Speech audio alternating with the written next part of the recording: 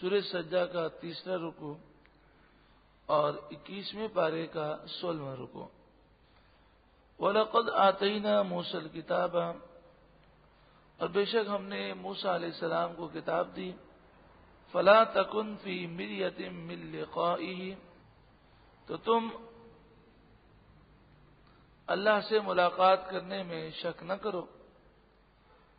وَجَعَلْنَاهُ هُدًى لِبَنِي إِسْرَائِيلَ،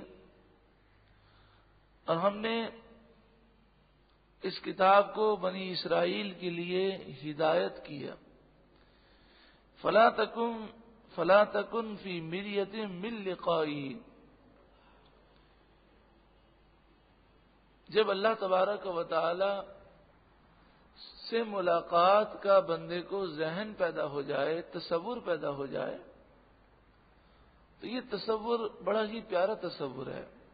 ایک تو گناہوں سے روکتا ہے، اور دوسرا یہ کہ اس کے دل میں آخرت کی محبت پیدا ہوتی ہے، اور جب وہ دنیا سے جاتا ہے تو گھبراتا نہیں ہے بلکہ خوش ہوتا ہے، میں رب سے ملاقات کرنے والا ہوں۔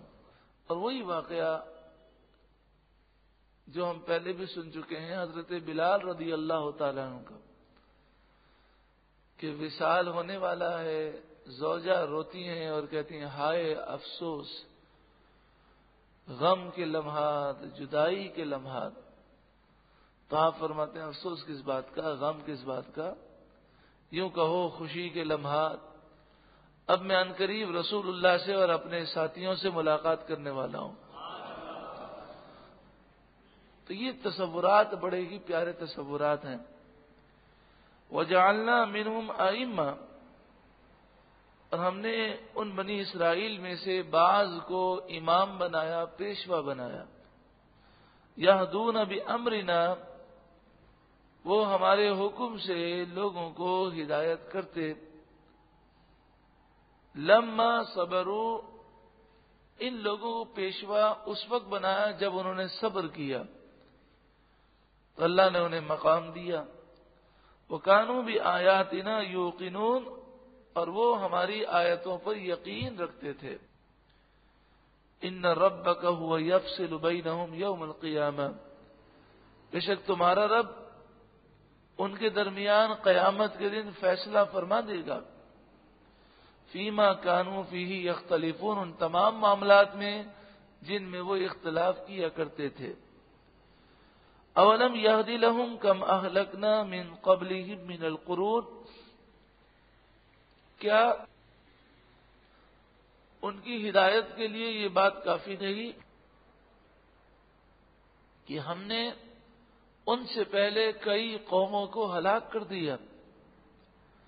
یمشون فی مساکنہم، یہ آج بھی ان کے گھروں میں چل پھر رہے ہیں، ان کے خطرات دیکھ رہے ہیں، ان کی جگہوں سے واقف ہیں۔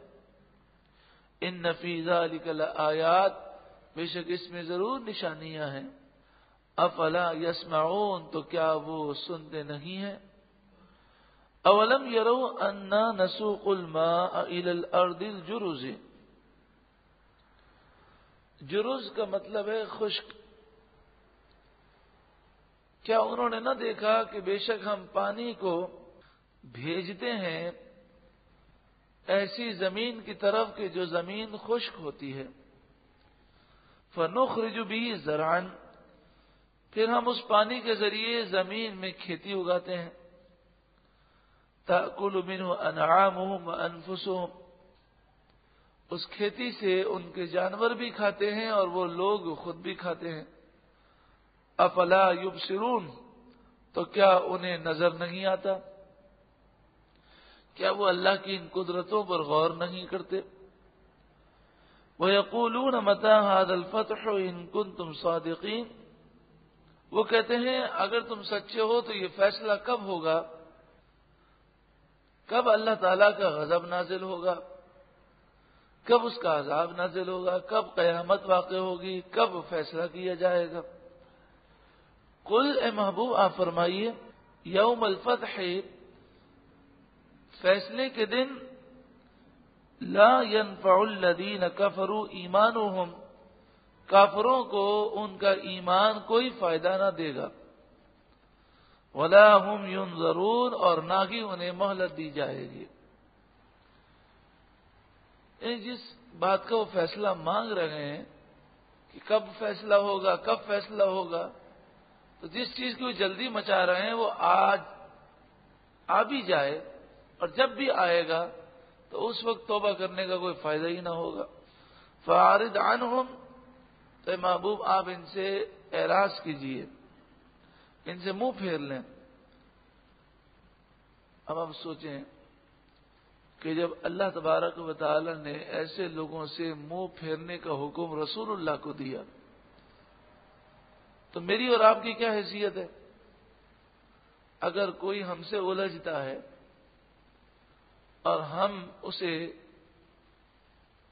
کوئی سی ڈی دیتے ہیں، کیسٹ دیتے ہیں کہ بھئی اس موضوع پر یہ کیسٹ ہے یا سی ڈی ہے، سن لو تمہارا مسئلہ حل ہو جائے گا، لیکن وہ اس کے باوجود نہ سی ڈی سننے کے لیے تیار، بس الجھنا ہے، بحث کرنا ہے، تو پھر ہمیں اس سے اعراض کر لینا چاہیے۔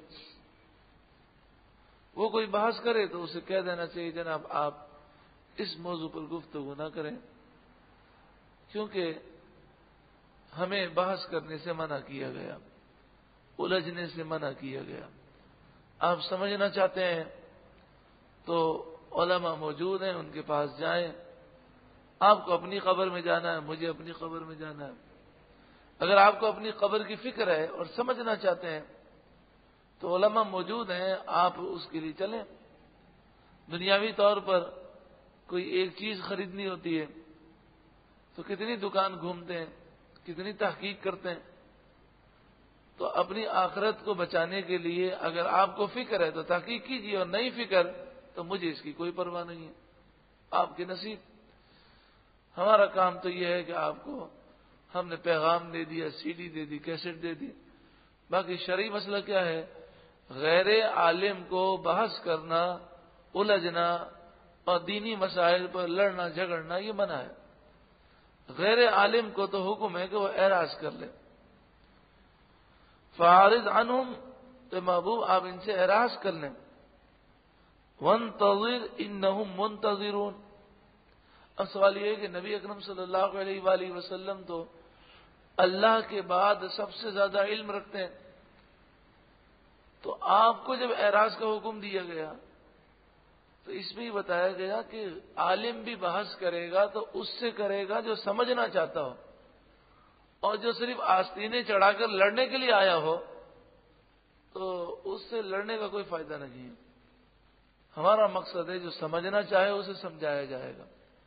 تو عالم بھی بحث کرے گا تو کس سے کرے گا؟ جو سمجھنا چاہے، اور جو ضدی ہو، کسی صورت میں سمجھنے کے لیے تیاری نہ ہو تو اس سے گفتگو کرنے کا کوئی فائدہ نہیں۔ وَانتَظِرْ إِنَّهُمْ مُنتَظِرُونَ۔ ارے محبوب آپ بھی انتظار کریں، بے شک وہ بھی انتظار کر رہے ہیں۔ تو اللہ کے عذاب کا انتظار کیجئے جب اللہ کا عذاب ان ظالموں کو ہلاک کرے گا۔